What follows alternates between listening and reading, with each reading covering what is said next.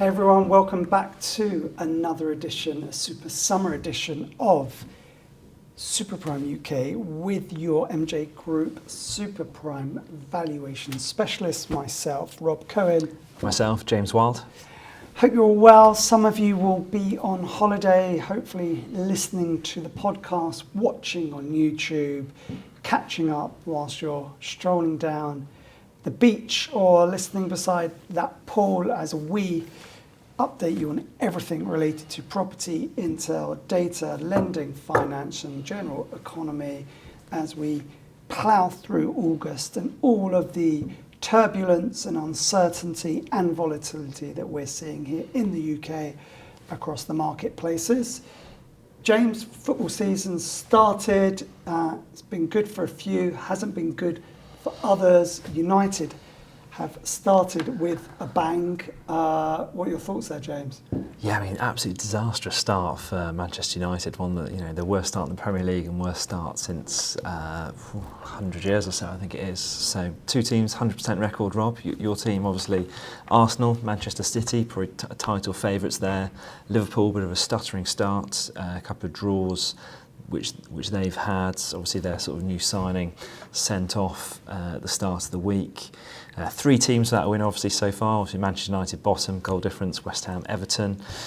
All the three teams that came up from the league have sort of off the mark. Obviously, Fulham, Nottingham Forest with a great win against West Ham, and obviously Bournemouth as well. Yeah, and the Battle of the Bridge got very feisty at the weekend.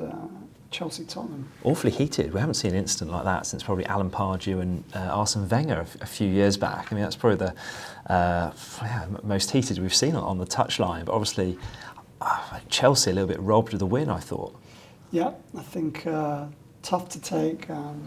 That's Premier League for you. Right, let's go back to the data and intel. Let's share with everyone what we're seeing on the ground, what patterns and trends and transactions have happened over the last week. Yeah, thanks, Rob. So in terms of the data for this week, new instructions, we're slightly down. We've had some really positive weeks recently, 300 plus instructions. We're down at 270 this week, so a little sort of pause in the market there. And obviously, as we sort of alluded to last week, August, a more traditionally quieter month, is obviously the Land Registry and their data, which they put out. They seasonally adjust their data, seasonally adjusted and smoothed in terms of the August months, the summer months. A lot of people away on holiday and also being school holidays. So possibly a slight sort of allowance there with the market being less active with people's holidays and schedules. In terms of the sold numbers this week, 139, so slightly below average for the year, but as we said, August is one of the sort of lesser active months of the calendar year as we see it on the historic data. And then pipeline, Rob, again 175 in terms of those under offers, so still some good activity there. A really positive sale of the week this week, an £18 million sale over in W14 Addison Road, a large detached villa with leisure facilities, very high spec, selling there. And in the prime lettings market as well, Rob. Saw a big deal, Bishops Avenue, £20,000. £20,000 a week on the Bishops Avenue. Seems to be a lot more activity on the Bishops Avenue in the last few years. A lot more sales. Some of the large houses there, sort of on 2 or 3 acre plots. Some of those have been converted into flats, whilst others have been restored to maybe their sort of former glory on Billionaires Row, to large sort of palatial mansions of sort of 20,000 plus square feet and extensive leisure facilities. Yep. But yeah, in terms of the data there, it's sort of as we sort of largely expected. It's a small drop off as comparison to last week. We do obviously have the summer bank holiday coming up at the end of the month, so a short week there as well. We're going to have to see how the data reacts to that. So obviously, one day less working. We brought you news last week as well. Halifax's house price index, some of their data in terms of the market growth they're reporting, which is very positive. There was a small dip in terms of last month on the average house prices. They recorded them falling by 0.1%. This week, Rob, have had Rightmove, which have released their sets of data, which is more based on asking prices. So it's a little bit more anecdotal, Rob. It's not a sort of transaction data, it's more of a sort of holistic data, a bit more feel and what properties are being marketed for sale. So the average house prices, as they've listed, the average asking prices fell by about £5,000, which is sort of nationally across the country is sort of doesn't even sort of break through to a price point really, Rob. So it's a very small sort of reduction there, but they're sort of translating that into about a 1.3% fall for last month. So is that sort of translating to what we're seeing in London, Rob? Possibly not. Possibly it could be seasonal, or it could be just the slight summer slowdown, or it could be a real indication that the heat has been taken out of the market with the interest rate hikes. I think to get a real understanding, we probably need to see 3 or 4 months of data and intel once the summer season is over to get a real indication. So I think it's more watch the space and see if that's a continuous trend or it's just a dip based on seasonal effect. That's it. Obviously, only 2 weeks or so into August. And Rightmove did caveat by saying that the sort of 1.3% drop in August was roughly in line with what they have seen in the last 10 years. Slightly different market as we find ourselves in now as sort of the COVID years. And August has been slightly more active the last two years, Rob. This year, we may be falling into a bit more sort of seasonal patterns where people do go away despite some of the sort of disruption with the airlines and travelling there as we've seen it. Yeah, as I keep repeating and have done for the last few weeks, your Middle East, Far East, overseas investor is in London this summer. Tourism is strong, and those prime, super prime purchases are out in force, and there is good activity for that specific buyer marketplace.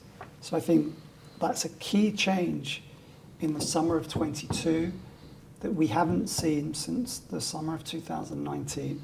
So I think it's really important for everyone watching and listening, even if the data and the stats are telling us that there's a seasonal drop-off or a normalisation of what happens in August, for prime, super prime with your Far East, Asian, Middle East investor, this summer is the first summer where they're coming back in numbers due to the restrictions that we would have seen over the last few years, and that is resulting in some really good transactions in prime, super prime that we're reporting, we're seeing, we're valuing. So very important to not lose that context with the data that we're receiving from whether it's Halifax, Rightmove, Nationwide and so on, because that's very generic across the country, whereas what we see and what we report, it can be more niche and specific, especially within super prime. Definitely, Rob. I think it's highlighted this week actually by that super prime sale that we've seen, 18 million. Yet again another trophy asset which is traded in the market. Looking at data and sort of across the economy now, Rob, in terms of the labour market, the average wages obviously contributing somewhat to inflation. They've risen by 4.7% in the brief period from April to June, which a large increase for that period of time. That has been outpaced by inflation or price rises in the market, which are growing at a much faster pace. And as a result of this, the Office of National Statistics are saying that people's real income is falling as a result by around 3%. And it just depends sort of how badly affected you are within that as how much a proportion of your disposable income you'd be paying on sort of household bills and sort of mortgage expenses. Obviously, we've spoken about this, household budgets being hit by the soaring energy bills as well as the higher food costs, fuel costs. The rise in prices has fueled the sort of 40-year high in inflation, Rob, at 9.4%. The latest figures on inflation are due to be published later today, so we're going to bring you news on that, although it's expected to a slight rise on that 9.4% we've seen currently, so we have to report back on whether that reaches the double digits on inflation. On the back of that, Rob, we've seen some analysts are predicting a further 0.5% increase in the base rate next month when the Monetary Policy Committee meet, just to further combat that inflation. So we're going to have to see, if that happens, and then obviously we'll be reporting on how that has impacted the market over the coming weeks.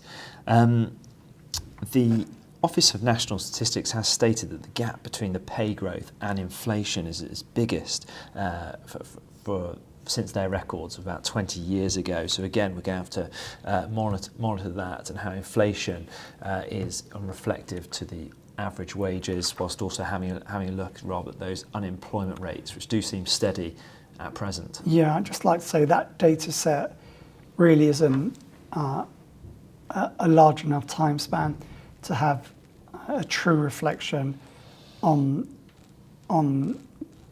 pay growth and inflation, because in the last 20 years, this is the only period of huge inflation that we've seen. So it's obvious that it's going to be the largest gap. So I think with that data, I'd prefer to see a 50, 60-year data set and compare and contrast to other hyperinflation or strong inflation market conditions. Just in terms of some of that wage growth, Rob, it got announced this week that Aldi is increasing its warehouse staff pay by actually 9%. So that's, an inflation-busting pay increase for their workers.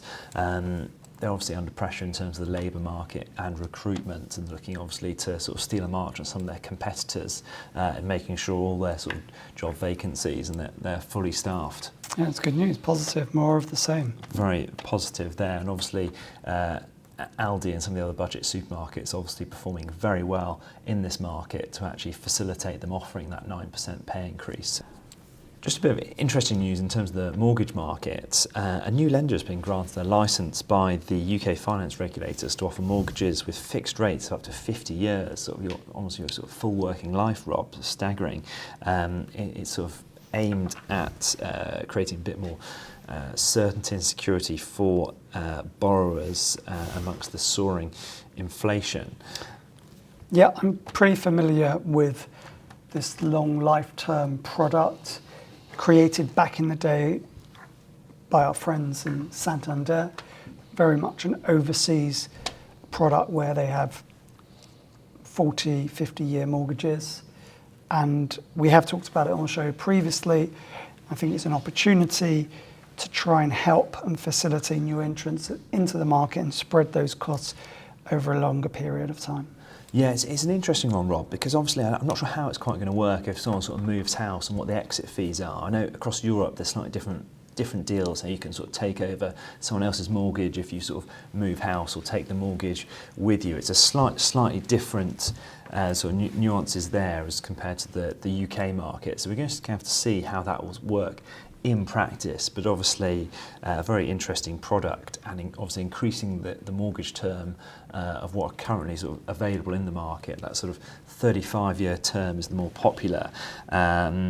And obviously Perenna, they're the specialist lender who will be doing this. They're initially going to be offering the 30-year mortgages, just get themselves more established before upping that to their sort of 50-year mortgage term offering. So we're going to sort of wait how the market reacts to that over the coming months and see. I mean, I think, Rob, it's going to be largely targeting first-time buyers, just because that duration to allow enough time before retirement for that sort of 50 years. It's going to have to be that sort of first-time buyer market. Yep. Moving on to the economy, obviously, Rob, we spoke about interest rates. Some of the analysts are raising concerns and the factors that are causing the high inflation are sort of outside of the control of the interest rates, with the sort of oil, energy and other commodities being set by supply and demand amongst the global markets there.